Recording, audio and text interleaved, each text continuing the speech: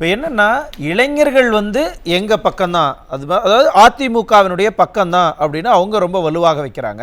இப்போ என்னென்னா நீங்கள் களத்தில் இருந்துக்கிட்டு இருக்கீங்க.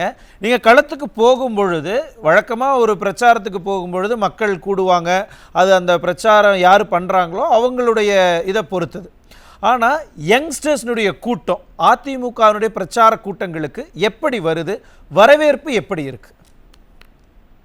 அனைவருக்கும் தமிழ் புத்தாண்டு நல்வாழ்த்துக்கள். கண்டிப்பாக களத்துல நேரடியா பார்க்கும்போது ஒரு பெரிய எழுச்சியா இருக்கு, ஆச்சரியமாகவும் இருக்கு. இந்த அளவுக்கு இளைஞர்கள் அரசியலை உற்று நோக்க தொடங்கிட்டாங்கிறது.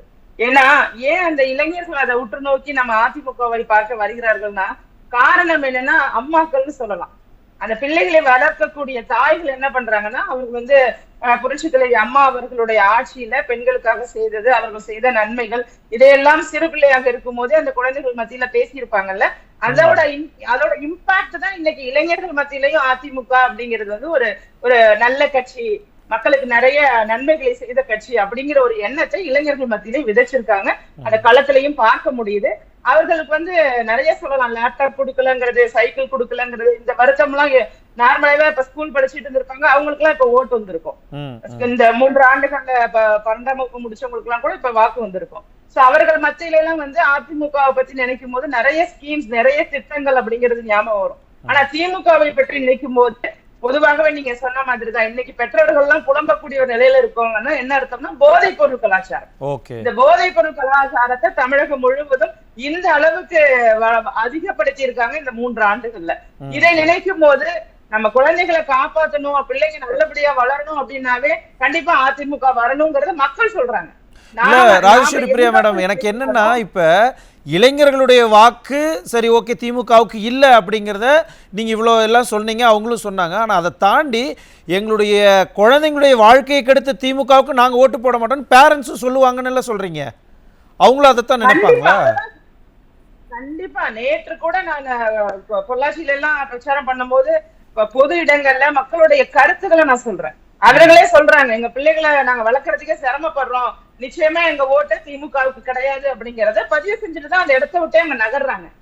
எந்த பயமும் இல்லைங்க. அதுதான் நம்ம கவனிக்கணும். எல்லா இடங்களிலேயுமே அவர்களுடைய கருத்தை வெளிப்படையாக டூ வீலர்ல போயிட்டு இருக்கும் போது கூட பெண்கள் இரட்டை இலை சிம்பலை காமிச்சிட்டு தான் மூவ் பண்றாங்க. வாக்கிங் ரோட் கூட இரட்டை இலை காமிச்சிட்டு தான் போறாங்க. இதே நாம பார்த்தோம்னா கொஞ்சம் தூரத்துல திமுகவோட வாகனம் நின்று பிரச்சாரம் செய்யறாங்க, சுற்றி ஒரு நபர் கூட அங்க நின்று வேடிக்கை பார்க்க கூட ஆள் கிடையாது. இங்க எந்த இடத்துல நம்ம பிரச்சாரம் பண்ணாலும் குறைந்தபட்சம் 200 பேர் அப்படிங்கிறவங்க பப்ளிக் ரோட இங்க என்ன சொல்றாங்கிறத கேட்கறதுக்கும் இது எல்லாத்தையும் காது கொடுத்து கேட்கறதுக்கு தயாரா இருக்காங்க. இதெல்லாம் தான் நமக்கு களத்துல நேரடியாக தெரியக்கூடிய பாசிட்டிவிட்டி. இந்த பாசிட்டிவிட்டி எல்லாமே அதிமுகவுக்கு ரொம்ப ஃபேவரபிளா இருக்கு. இவங்க சகோதரியாளர்கள் அக்ரா அவர்கள் சொன்ன மாதிரி கேண்டிடேட்ஸ்னு பாத்தீங்கன்னா நம்ம இதுல 40 வயசுக்கு கீழே 5 கேண்டிடேட் போட்டிருக்காங்க.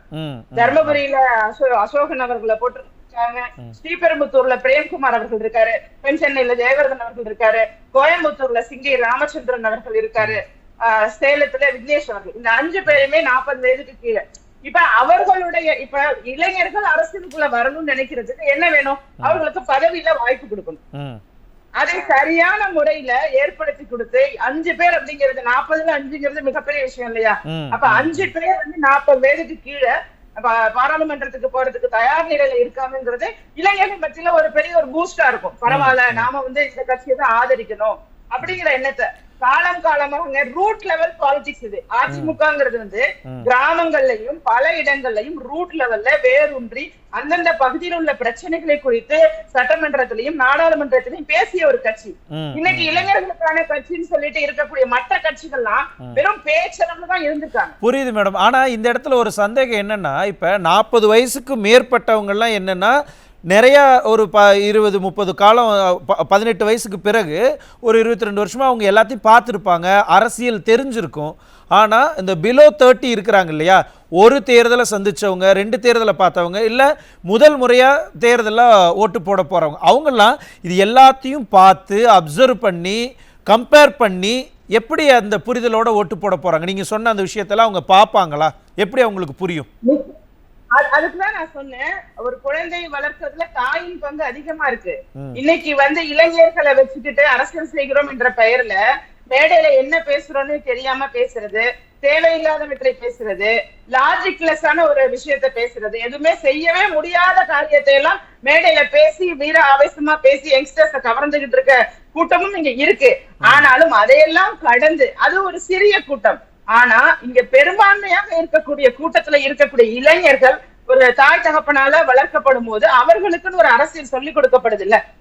இந்த மாதிரி இந்த திட்டம் இதன் மூலமா தான் வந்துச்சு. அதன் அடிப்படையில பார்க்கும்போது புரட்சி தலைவர் எம்ஜிஆர் அவர்களுடைய திட்டங்களா இருக்கட்டும், புரட்சி தலைவர் ஜெயலலிதா அவர்களுடைய திட்டங்களா இருக்கட்டும், அதன் பிறகு சென்ற ஆட்சியில 4 ஆண்டு காலமாக நமது மாண்புமிகு எதிர்க்கட்சி தலைவர் அவர்கள் வந்து சிறப்பான ஆட்சியை கொடுத்தாங்க. அதுவும் இந்த 7.5% இடஒதுக்கீடு எல்லாம் இருக்கு பாருங்க.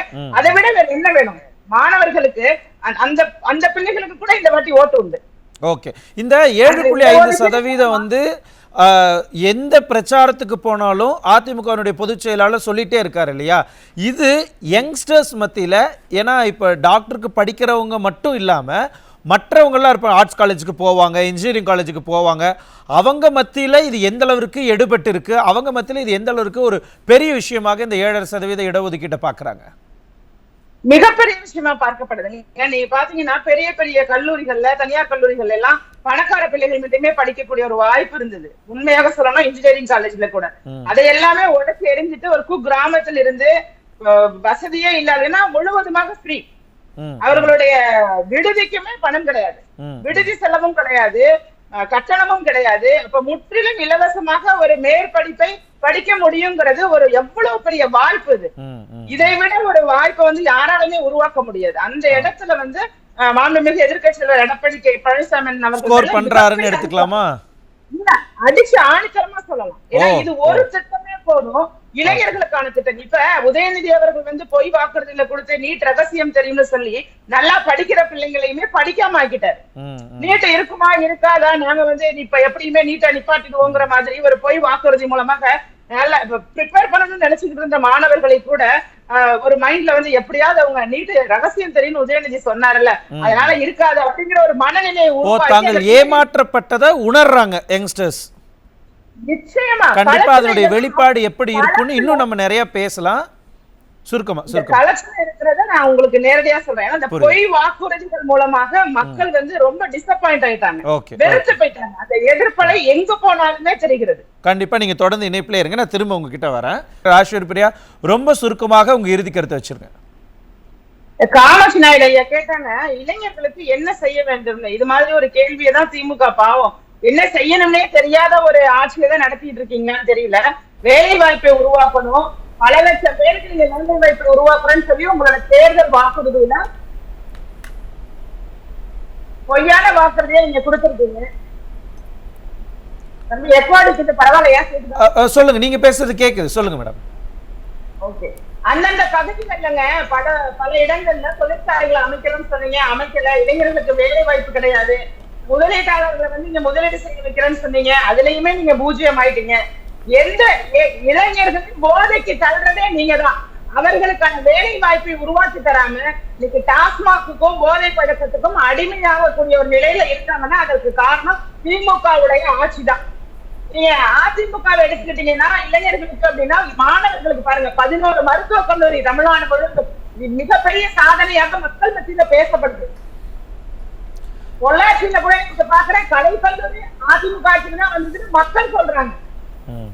ஒவ்வொரு இடத்திலையுமே அதிமுக இளைஞர்களையும் மாணவர்களையும் சொல்ல போனா கொரோனா காலகட்டத்துல எனக்கு குழந்தைகளோட உயிர் தான் முக்கியம்னு சொல்லி தேர்தல் கூட நடத்தி செய்தவர் தான் திரு எடப்பாடி கே பழனிசாமி அவர்கள்.